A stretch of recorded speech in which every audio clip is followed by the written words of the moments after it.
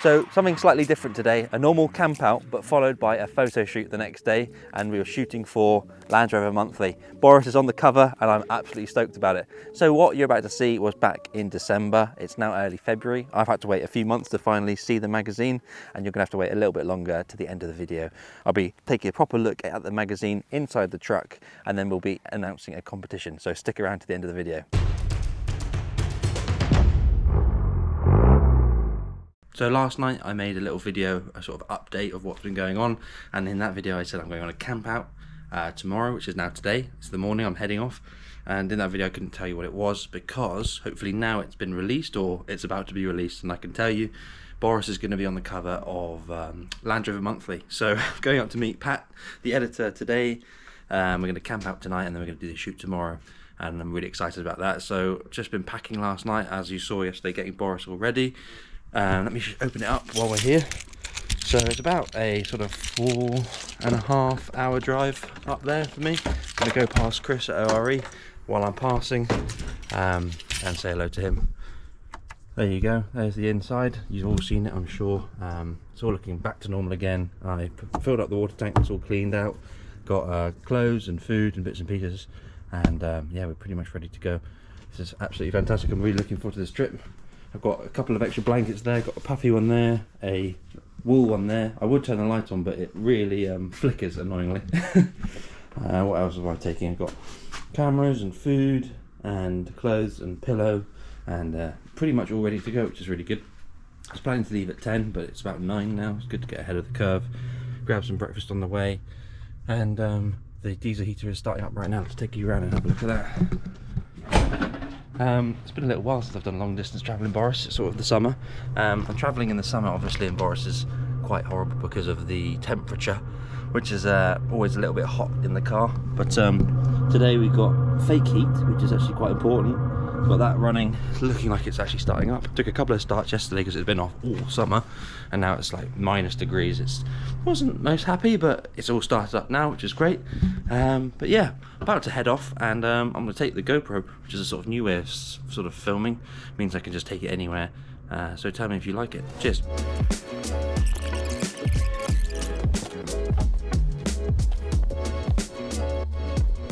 So in this one, I've got a cap, my main camera, just in case I want to do some photos, even though there'll be a photographer. GoPro accessories for the GoPro. These can all go in here. Don't want to make a mess, do we? Absolutely not. Headphones, pretty essential, noise cancelling for longer journeys. That's how I do it. Sometimes you do need it.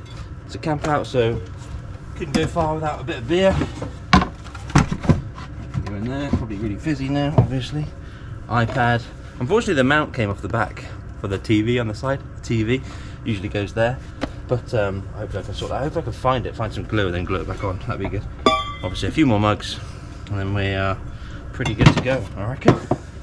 I think it's actually just going to be 2 of us camping, so I've sort of packed enough food for there to be 4 or 5 people camping, so that's why I got all this food. Just put the burgers and sausages in the actual wheel carrier bag because it's so cold. I haven't brought a fridge or cool box with me. It's like literally 2 degrees out here and it's been minus, so probably do the same thing in the milk, I reckon. So I think everything is now packed in. I'm gonna grab the keys, turn the light off. It's all ready to go. Fingers crossed I've got everything. I'm sure there's always something you leave, isn't there? There's always something to go wrong. Well, not go wrong, but forget.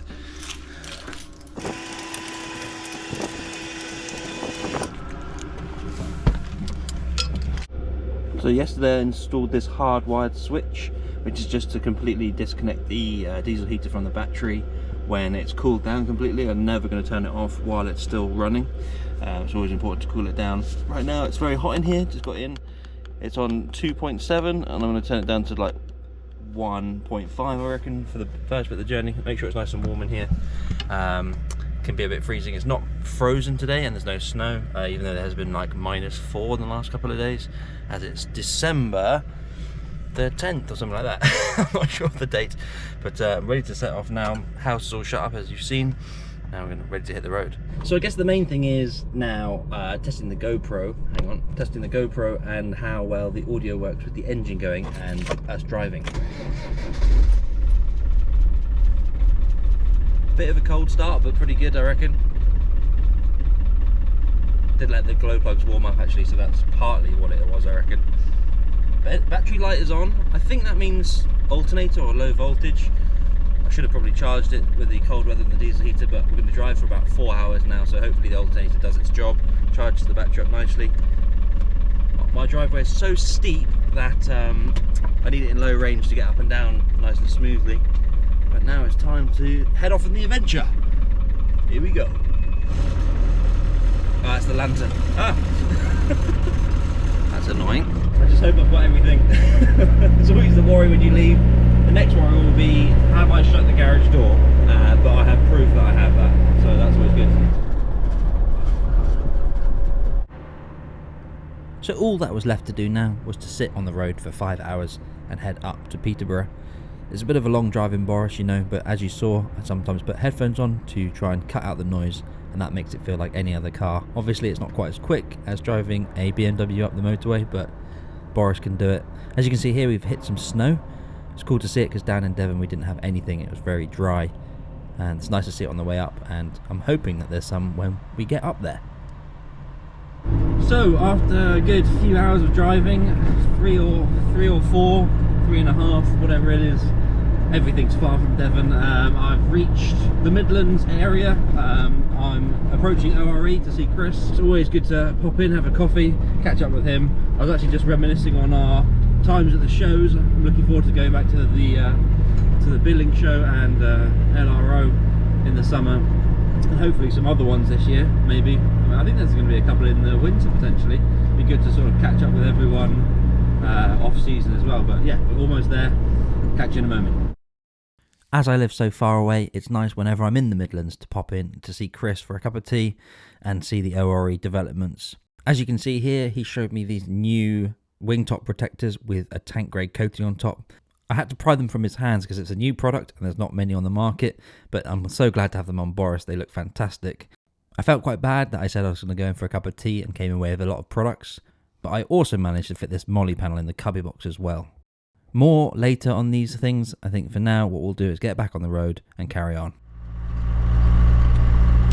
So it's really great to just pop in and see Chris then. I'm now back on the road, ready to go and meet Pat over towards Peterborough. Just great to catch up with Chris, have a nice coffee. Usually it'd be summertime now, and the next day after meeting up with Chris we'd be heading to a show to set up the ORE stall, which is a bit of a disappointment to not be doing that, but at least we've got something exciting tomorrow and shooting for the Land Rover monthly cover and article, which is very exciting. Right now I'm in the middle of nowhere following maps to the Peterborough sort of area, and it says it's going to take an hour and a half. Should be okay. Got the diesel heater back on because it's absolutely freezing. There's snow around me and it looks like it might be refreezing again, so I need to be a little bit careful. Thankfully it's been dry today, so it's not going to be water on the ground and refreezing and everything like that, but yeah, everything's going well so far. Don't want to jinx it, but yeah, just going to get on the road and get there, so cheers.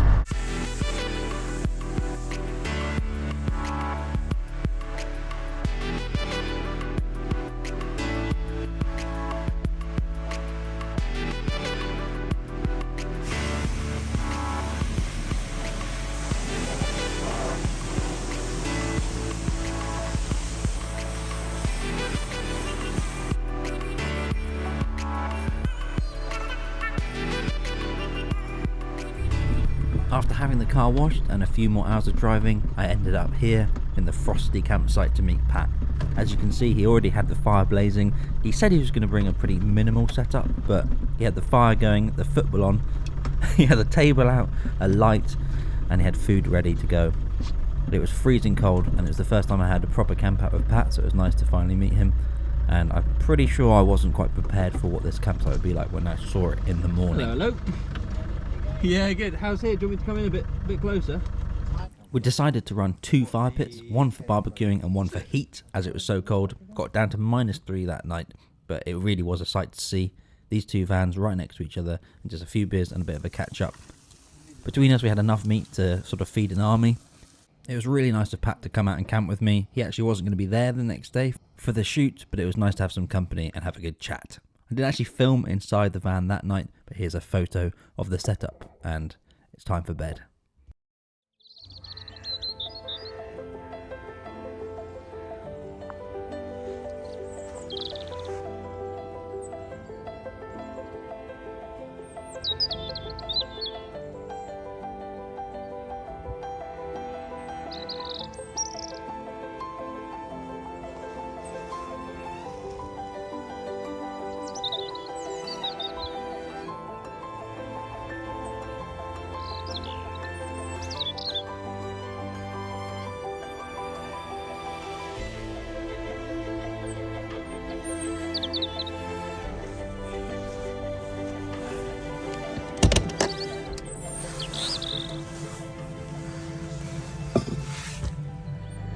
So as you can hear, I've just turned the engine on, got the engine running a little bit higher than normal, just on a rev holder, just to get the engine warmed up and the battery charged up a little bit, because of the diesel heater and lights on and everything like that. Doing a little bit of a time lapse there. You can start to see the sun starting to appear, and here we have this amazing river Nene. Look at that, absolutely beautiful. And then down that way, got all these ducks. Have a look at that. Just amazing. Look down there, you've got a little bit of wildlife, you've got the ducks, you saw the swan earlier. What a camp spot this is. I actually might have to come back here maybe before one of the shows, because it's so close to Peterborough, and come and stay here. As you can see, still frozen at the front. The engine's been running for about 10 minutes and hasn't warmed up at all, but hopefully as the sun comes up we might be able to get a bit of defrosting going on, put the tent up and everything like that. Got my CB aerial there, which I had to take off to fit this, and then now you've got a big gap there, so I can chuck it back in there in a moment. So you've got your CB back. Look at that. We used both our fire pits last night, mine for a barbecue and Pat's for a fire. And there's the bag. Look at that. You can show you how cold it was last night in my chair. Oh no, I need to use that today. All frozen, but yeah, what a night. It's been absolutely brilliant. Now all there was to do is wait for Martin and Tom to turn up and get cracking with the photo shoot. As you can see, the sun was about to pop up here, and I thought it was going to melt the frost, but the mist rolled in and kept it below zero pretty much for the whole day. At this point I was feeling a bit apprehensive for the day ahead of me. I hadn't really done this sort of thing before, but I shouldn't have been. Tom and Martin were great. It's great to have a chat. It didn't feel like an interview at all. And Tom took some great photos of Boris. I left it all in his hands, didn't ask to look at anything, and it was cool to hang out with them for the day. You can tell that Martin's a professional. It didn't feel like an interrogation, and I was very happy with the way the article came out. Next up, we did the moving shots. Tom was strapped into the back of the Freelander there, and we rolled around this field probably, I would say, 15 times, 20 times to try and shoot the perfect photo. The light wasn't right, the field was icy. It was all quite difficult, but Martin and Tom did the job, and we got there in the end. We were actually doing that for the cover photo, but in the end they used something else. We set up on the top of the hill, just here, and that's where the final shot was taken. It all went by very quickly, and like that was the final shot, and it was time to head home. There we go. Didn't get to film as much as I thought I would. It's usually the way it is. I got a few clips, as you saw just then, of the actual shoot. Tom and Martin were absolutely fantastic. Some great photos taken. I didn't see anything yet, which is quite nice, because usually I'm taking photos for people and I get to see them the whole way along and then don't get a surprise at the end. So it's going to be a surprise for when I actually see the magazine, which I'm really excited for. Unfortunately for me, I've got a few months to wait, but you will be able to go and get it today, effectively. I'm going to launch this video the day it's available for sale digitally or through the shops, for example. So we had Arctic frost. The sun's out now. We shot the cover photo in the direct sunlight. Probably took about 10 tries of just doing some sort of tracking shots. And yeah, just had a great day. It's really good fun. Started the day with Patrick. We had a camp out last night, as you saw. Absolutely fantastic. He went nice and early, and then we got cracking. And as I said, the weather was completely variable. As you'll see from the article, everything was completely different here, there and everywhere. The sun looked like it was about to come up because it was very clear, and then as the sun sort of hit the horizon, it all fogged up and we got this pretty amazing light with mist, and it was still very, very cold for most of the morning.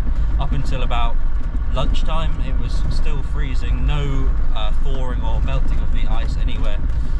We got some great bits of sort of lifestyle style stuff with the fire pit, cooking up some sausages, having a coffee, and it was just nice to meet them and have a good day really. I'm really excited to just see how it all comes out in the end. So I just set up my maps to head home. It's 4.5 hours from here to get down to Devon. We're in the Peterborough area right now. I actually don't know exactly where we are. I just know that we're at a great campsite. So I'm going to head off now, head back home, and actually going to hopefully pass you over to future me in a few months when I get hold of the magazine. So pass you over now. So that was a great day. I had really good fun back in December. It's now February and it's freezing cold. So let's go inside, take a look at the magazine, and I'll show you all about it.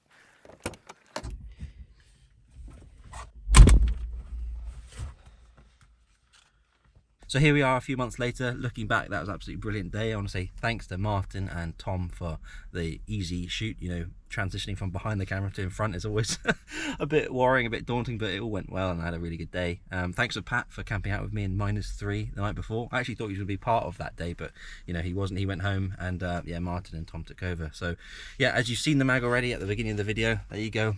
All the results from that day, you've got the mag there. It's fantastic to see it. I was actually surprised to see me on the front. We were actually, you know, shooting a different photo for the cover, and this is the one they went for. I'm glad to see it's like in camper mode on the front, and I'm very happy with the way it came out. And it's amazing to see they've done like a long article on all of the bits of Boris. They actually went into the build, what it was like before I had it, my top mods, so it's all in there. Lots of great photos. I provided a few of the build as well, but it's nice to see how it came out. I love paper magazines. I think that's my favorite, but also there is the digital one as well, and this will be out beginning of February, March issue. And if you do want one, go and grab one yourself.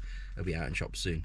So there's the full process, the camp out, into the shoot, and now into the full final printed magazine. It's really cool to see it. I've got something else to talk about though. We're actually running a bit of a competition, and that's over on Instagram. So make sure you head over there to enter. You can win yourself some goodies from All Terrain Collective, a subscription to Land Rover Monthly, and also the copy that Boris is in as well. So head over there to see the rules, and that ends on the 15th of February, I think, 2023, around the 15th of February, and that'll run for a couple of weeks. And it's a chance to win some goodies for yourself, so make sure to head over there and enter that one. And there's a competition as well, so stay. Oh,